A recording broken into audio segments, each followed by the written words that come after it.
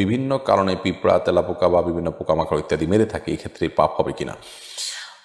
দেখুন, যে প্রাণীগুলো আমাদের জন্য ক্ষতিকর সেগুলো নিধন করাতে কোনো অসুবিধা নেই। নবী করিম সাল্লাল্লাহু আলাইহি ওয়াসাল্লাম পিপীলিকাকে আগুনে পোড়াতে দেখে নিষেধ করেছেন। তার মানে তিনি বোঝাতে চেয়েছেন যে আগুনে পোড়াতে পারবে না, লা ইউআযযিবু বিন্নার ইল্লা রাব্বুন নার। আগুন দিয়ে শাস্তি শুধুমাত্র আগুনের সৃষ্টিকর্তা দেবেন, আর কেউ নয়। অর্থাৎ অমানবিকভাবে কোনো প্রাণীকে হত্যা করার পরে নিষেধাজ্ঞা তিনি আরোপ করেছেন, কিন্তু মৌলিকভাবে প্রাণী হত্যা করা তো নিষিদ্ধ নয়। সবসময় প্রাণী হত্যা কিন্তু মহাপাপ নয়।